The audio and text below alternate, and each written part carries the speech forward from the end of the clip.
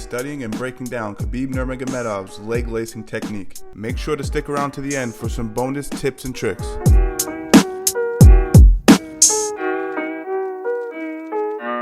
We're back. We're talking about Khabib Nurmagomedov's leg lacing technique, how you can use it in the center of the ring or on the mat to help facilitate control. This could be used for your next tournament. This can be used for your next MMA fight. We're down in the bomb shelter during the great C word. Read my lips.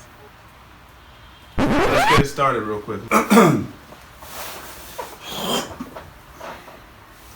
Man, dying on here, catching that C word. The health scare that we're going through. This is how most people leg lace. Ready? They bury their head, they do all this, right? They control the legs. They slide the knee through the gap between the calf and the hamstring. They kick over, and they do this. I see a lot of people. I see a lot of jiu-jitsu guys, good guys, do that. Not wrong, but there's just not enough elevation of the legs to really quantify great control. So how do we create height? I'm gonna go under. I pinch my ear to the hip and I keep my elbows tight. Let's slide our knee through, kick over the top, and my hands go down to the mat as well as my forehead. This is a big detail no one pays attention to. I see a lot of guys mess this up. You gotta bring your forehead down. Now watch how my legs elevate, particularly my far leg. You can't see it, my left leg, watch. That's it. Wiggle your legs. When she goes to wiggle her legs, they're trapped in position. From here I can start to lower. If I'd like to, I can work double underhooks. And I can start to climb up the body, okay? And work my ground and pound from here, my submissions, whatever it is you guys wanna work. That's up to you as a particular, what your particular style is. So Khabib uses this very, very well in his fights. But a lot of people imitate it, but they forget that elevation is a major key. You need to elevate the legs to control the hips. So again, we scoop under the legs. We bury our ear to the hip. We keep our shoulder heavy, pinching our elbows together. As your knee slides through, I want you to heel through, and I want you to bring your forehead and your hands. That's a three-point post. Forehead and hands on the mat. Hips come up, we figure four, we lower our knee to the mat. Hips are heavy. From here I can work my hands under, slide my knees high, utilize elbows, which can subsequently lead to a variety of different finishes, depending on your preference. So, let me give you some other pathways I think you guys are gonna like. Let's rotate it so I can show you the other side. So I want you to see this left leg, particularly how I use it to post. So from here, the ear goes down, I control both knees, and watch how I create elevation. Watch the elevation. That's it. Knees down, they're gonna be framing on you. So it's up to you. If you wanna land a few hard strikes, you can.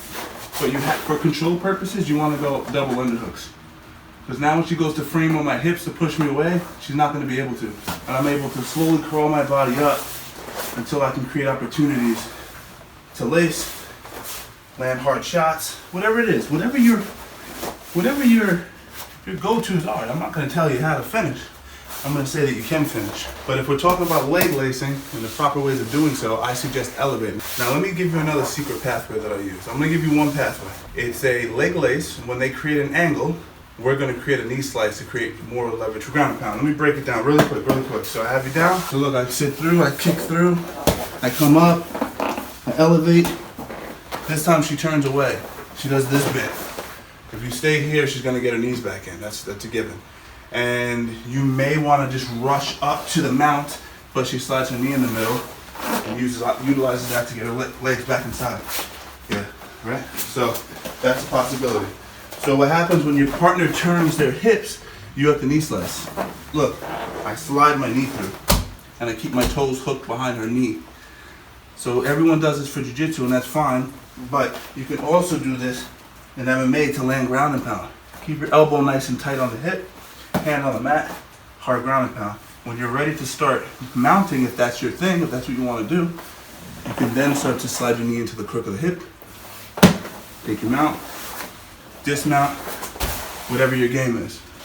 We're going from a leg lace to a knee slice, kind of leg drag-ish position, to the mount.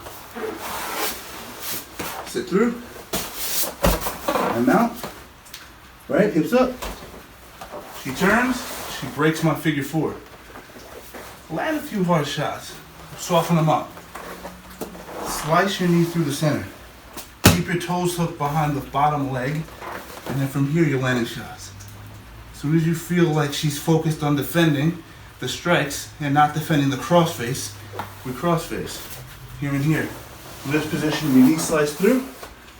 Call it more of a knee pinch than a knee slice, and then we can take the mount position from there. Simple as can be. That's the pathway we'll work on today. All right, guys, so that's been a Khabib Nurmagomedov technique, and I've sort of just built on it for you guys so that you guys have more of a nuanced way of approaching transitions. It's gonna make you guys a lot stronger in that top position. So, as always, make sure you subscribe, leave a comment down below, and let me know what fighters you want me to cover, and also what techniques particularly, as it relates to MMA, you'd like to see. And we'll keep building on it. Stay safe, stay healthy out there, and I'll be back with a new video very, very soon.